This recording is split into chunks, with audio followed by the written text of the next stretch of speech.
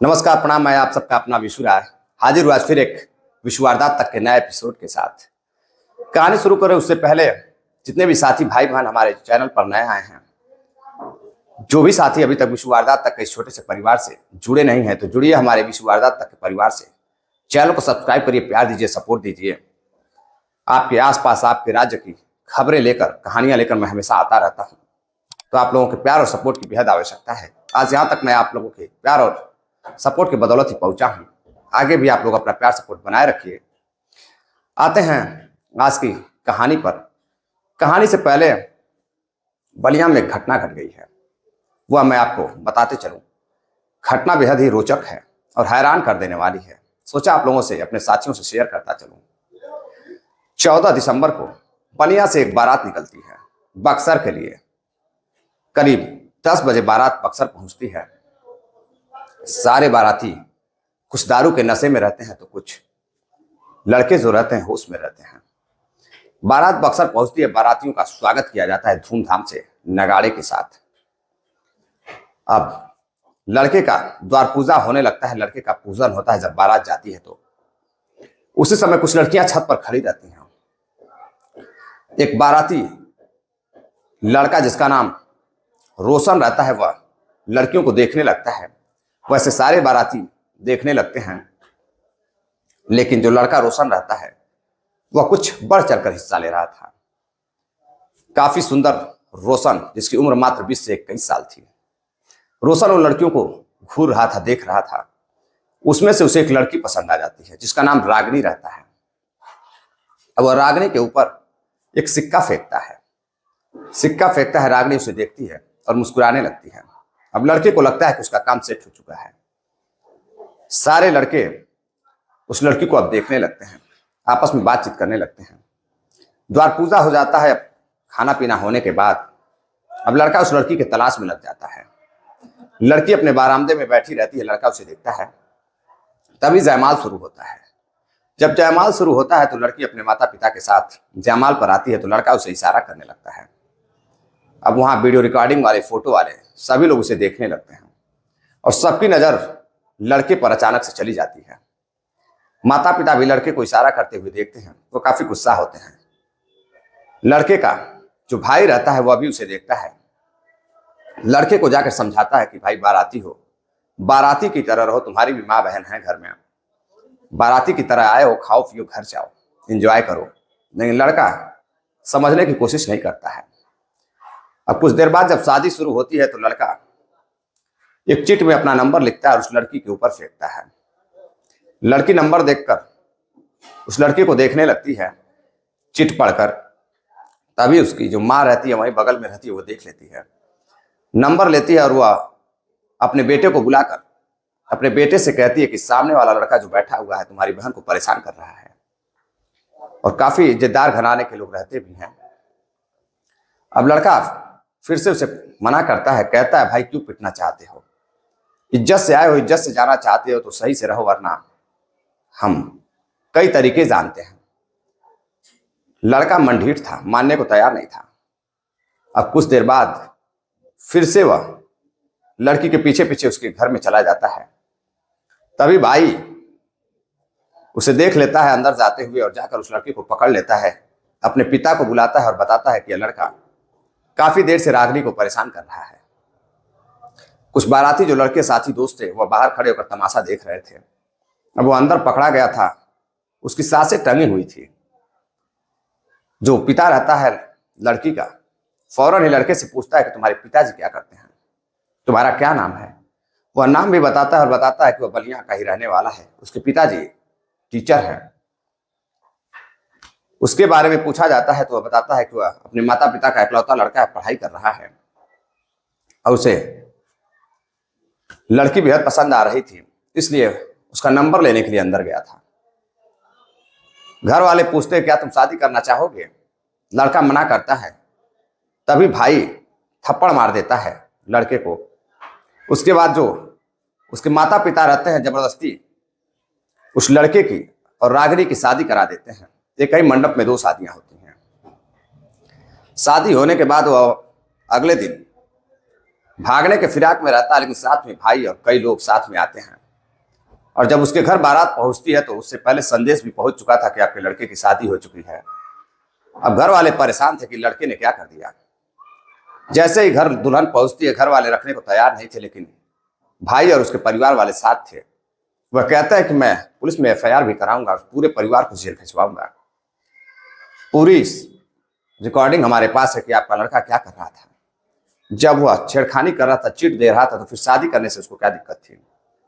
लड़के ने खुद कहा है कि वह पसंद कर रहा था। अब घर वाले रखने को तैयार नहीं थे। किसी तरह से पुलिस प्रशासन को बुलाया जाता है, पुलिस आती है और मान मनोवर होता है, घर में रखा जाता है। लेकिन अगले ही दिन जैसे ही हुआ, उसके भाई और पिता जाते हैं, लड़का घर छोड़कर भाग जाता है। वो रखने के लिए तैयार नहीं था। गांव में तरह तरह की चर्चाएं चल रही थी, लेकिन फिर किसी तरह से लड़की अपने पिता को फोन करती है तो पिता आता है और पुलिस प्रशासन के साथ पहुंचता है और बातचीत होती है। पुलिस कहती है कि अगर आप लोग लड़की के साथ कुछ भी किए या कोई भी घटना होती है और लड़का किसी भी तरह की गलत हरकत करने की कोशिश करता है तो उसके जिम्मेदार आप सभी होंगे, सभी को जेल भेज दिया जाएगा। उसके बाद लड़का आता है और आज अपनी प्रेमिका के साथ, जिसको आज शादी में चिट दे रहा था, चिट्ठियां दे रहा था, आज उसके साथ अब अपना नया जीवन शुरू कर रहा है। यानी कि अब उसके साथ हुआ, खुश है। दरअसल सोचा कि बात काफी जबरदस्त है, आपको भी बताते चलूं। आते हैं आज की सच्ची घटना पर। आज की जो सच्ची घटना है वह घटना राजस्थान के अलवर जिले की है। अलवर जिले में एक गांव लगता है रामगढ़ गांव। रामगढ़ गांव में एक परिवार रहता है, इस खान का परिवार। इस खान अपने परिवार के मुखिया हैं। इस खान का एक लड़का है आरिफ, और एक और उनका लड़का है, बड़ा लड़का मुफीद खान, जिसकी शादी हो चुकी है। अब आरिफ की शादी करनी थी। आरिफ कुछ करता नहीं था तो पिता सबसे पहले आरिफ को कमाने के लिए भेजते हैं। जब आरिफ कुछ कमाने लगता है, अब शादी के लायक हो जाता है कि अपनी बीवी का खर्च वह चला सके, तो जब वह घर लौटता है तो उसके पिता पास के ही एक गांव में एक शादी देखते हैं। लड़की बेहद खूबसूरत रहती है। लड़की की उम्र महज 17 साल रहती है। अब परिवार वालों को लड़की पसंद आ रही थी। जो नंदोई रहते हैं उस लड़के के जिसकी शादी होने वाली थी, यानी आरिफ के जीजा और जेठ मुफीद खान, यीशु खान ससुर, सबको लड़की पसंद आ रही थी। सब कुछ अच्छा चल रहा था, बातचीत हो रही थी। इसी बीच जब दहेज की बात आती है तो लड़का कहता है मुझे बुलेट चाहिए। अब घर वालों की इतनी औकात नहीं थी, वो इस स्थिति में नहीं थे कि अपनी बेटी को दहेज में बुलेट दे सकें। अब बात बुलेट पर फंस जाती है। किसी तरह बातचीत होती है। जो जेठ होता है, लड़की का होने वाला जेठ, यानी कि लड़के का बड़ा भाई है, और ससुर और नंदोई मिलकर बातचीत करते हैं। शादी फिक्स हो जाती है और कुछ दिनों बाद 11 जून 2023 को बारात लेकर उस लड़की के घर पहुंचते हैं और उस लड़की से आरिफ का निकाह होता है। निकाह होने के बाद अब दुल्हन को लोग जब घर लेकर आते हैं तो अगले दिन घर पर मिठाइयाँ बांटी जाती हैं, सबको निमंत्रण दिया जाता है। अब शाम हो रही थी, सुहागरात की तैयारी चल रही थी। माली को बुलाया गया था। माली कमरे को फूलों से सजा रहा था। सब कुछ बढ़िया चल रहा था, घर में खुशहाली थी। अब दुल्हन खाना खाने के बाद जब अपने कमरे में जाती है तो अब अपने पति का इंतजार कर रही थी। करीब 10 बज जाते हैं, उसका पति अभी कमरे में नहीं जाता है। दुल्हन बेताब हो रही थी, परेशान थी। अब बार बार वह दरवाजा खोलकर देख रही थी कि आखिर उसका पति कहाँ है। कुछ देर बाद जब वो अंदर जाती है तो दरवाजा खुलता है। दुल्हन को लगता है कि उसका पति आ गया है, लेकिन सबसे पहले अंदर ससुर जाते हैं, फिर नंदोई जाता है, फिर जेठ जाते हैं और फिर पति जाता है। पत्नी को लगता है कि शायद सुहागरात से पहले कोई रस्म हो जो ये लोग पूरा कर रहे हो, इनके यहाँ ऐसी कोई रस्म होगी। तभी पति पास में पड़े हुए चेयर पर बैठता है। नंदोई आगे बढ़ता है और उसके पति की तरफ इशारा करता है। इशारों में कोई बात होती है। उसके बाद नंदोई आगे बढ़ता है और आगे बढ़ने के बाद लड़की का घूंघट उठाता है। लड़की का घूंघट उठाता है तो लड़की को लगता है कि रस्म अदा की जा रही होगी। अब लड़की को बेड पर सुला करके अब नंदोई उसके साथ एक एक कपड़े कर निकालने लगता है। अब लड़की परेशान होने लगती है कि आखिर नंदोई जी ये क्या कर रहे हैं। सभी लोग देख रहे थे। लड़की हैरान थी, उसको समझ में नहीं आ रहा था कि ये कैसी रस्म है। अब नंदोई एक एक कपड़े निकालने के बाद उसके साथ संबंध बनाने लगता है। सामने उसका ससुर ईश खान, लड़का, उसका बड़ा बेटा और नंदोई एक कमरे में थे। कुछ देर तक जब नंदोई संबंध बनाता है तो उसके बाद जब उसका मन भर जाता है तो अब पारी आती है ससुर की। ससुर भी वही काम लड़की के साथ करता है। लड़की चीखती है, चिल्लाती है, मना करती है, लेकिन सुनने वाला कोई नहीं था। कमरा बंद था।